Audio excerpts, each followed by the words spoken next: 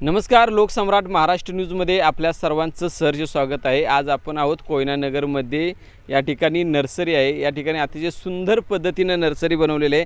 तुम्ही माझ्या मागे पाहू शकता की मी कॅमेरामॅनला विनंती करतो, या ठिकाणी कशा पद्धतीने या नर्सरीची जी सजावट आहे ती नर्सरीची सजावट केलेली आहे। आणि ही नुसती सजावट नसून हे प्रत्यक्षात या जमिनीवर उतरलेलं एक निसर्गाचं सौंदर्यच म्हणावं लागेल। आणि हे सौंदर्य टिपण्याचं काम या WRCS या कंपनीच्या कर्मचाऱ्यांनी असतील पदाधिकाऱ्यांनी केलेलं आहे। आपण त्यांच्याशी चर्चा करणार आहोत की नेमकं की कशा पद्धतीनं या ठिकाणी त्यांनी हे नियोजन केलेलं आहे। आणि आज जागतिक पर्यावरणाच्या दिनानिमित्त त्यांनी या ठिकाणी ही जी झाडं आहेत ती काही झाडं सामाजिक कार्यकर्त्यांना सुद्धा वाटली गेलेली आहेत।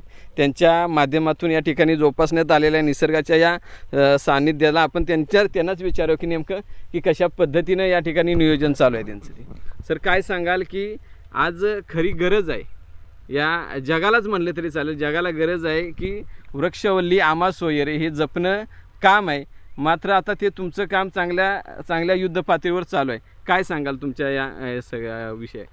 आपल्या भागामध्ये वृक्ष आणि झाडी सांभाळ करणं खूप अत्यंत महत्त्वाचं आहे। सध्या आपण जागतिक तापमानवाढ होते, तर त्याच्यामुळे आपल्या सगळ्यांना पुढे त्याचा काही दुष्परिणाम होणार आहेत। पाऊस कमी होणार आहे, तापमान वाढणार आहे, त्याच्यामध्ये वेगवेगळ्या प्रकारचे अनिष्ट घडण्याची शक्यता आहे। तसं होऊ नये म्हणून आपण वृक्षारोपण करणे आणि वृक्षांचं संवर्धन करणे अतिशय महत्त्वाचं आहे। या ठिकाणी सगळ्या गोष्टी साध्य होत आहेत, म्हणजे वृक्षाचं रोपणसुद्धा होतं आहे आणि इथल्या लोकांना सुद्धा रोजगार मिळाला जातो आहे। याबाबत काय सांगाल तुम्ही? इथे आमची ही रोपवाटिका आहे, रासाटी गावामध्ये आहे। त्याच्या आम्हाला रासाटी गावांनी रोपवाटिकेसाठी आम्हाला अत्यंत सहकार्य केलेलं आहे। आणि इथे जी आपण नर्सरी केलेली आहे त्याच्यामध्ये रासाटी गावाच्या महिला येऊनच काम करतात आणि ते अतिशय चांगल्या प्रकारे इथे त्याच्यामुळे नर्सरी तयार झालेली आहे। संस्थेचं उद्दिष्ट काय आहे? आमच्या संस्थेचं उद्दिष्ट मुख्य आहे, इथे मालकी पडजमिनी मोठ्या प्रमाणावरती आहेत, ज्या निकृष्ट व्हायला लागल्या आहेत, तिथे त्याच्यावरती मूळची जी झाडी होती ती नष्ट व्हायला लागली आहे। तर तसं होऊ नये म्हणून आम्ही मालकी पडजमिनीवरती झाडी कशी वाढवता येईल या दृष्टीने आम्ही प्रयत्न करतो आहे। सध्या होत असलेल्या आता ऋतूचे बदल होत चाललेत, निसर्गाची हानी झाल्यामुळं ऋतू बदलत चाललेत। हे सर्व जर थांबवायचं असेल तर झाड लावणे हे किती महत्त्वाचं आहे? तिकडे झाड लावणे आणि झाडांचं म्हणजे वृक्षांचं संवर्धन करणे अत्यंत महत्त्वाचं आहे।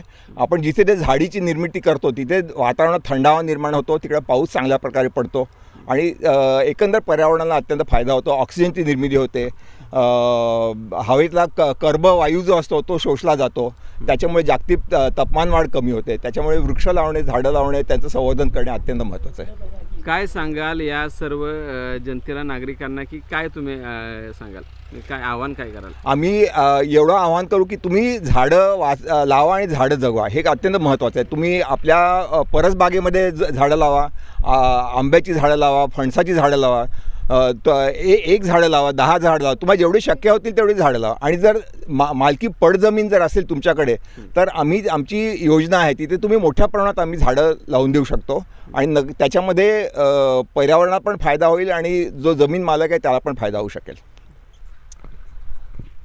तर तुम्ही पाहिलं की कशा पद्धतीनं या पर्यावरणाचं संरक्षण करण्याचं काम या जी संस्था आहे, माझ्या मागे जे बॅनर दिसतोय तुम्हाला, WRCS या जागतिक पर्यावरण दिनानिमित्त यांनी या ठिकाणी कार्यक्रम घेतला होता। आणि या ठिकाणी वृक्ष काही सामाजिक कार्यकर्त्यांना, काही लोकांना वाटण्यात सुद्धा आलेलं आहे। जर निसर्गाचं, पर्यावरणाचं आणि जर हानी जर आपल्याला टाळायची असेल तर लोकसम्राट महाराष्ट्र न्यूजचा सुद्धा तुम्हाला एक सल्ला आहे की तुम्हीही आपल्या ज्या पडीक जागेमध्ये असतील तिथं तुम्ही झाडं लावा। ही संस्था ही झाडं तुम्हाला फुकट आणि फ्रीमध्ये लावून देतात, ते जगवूनही देतात।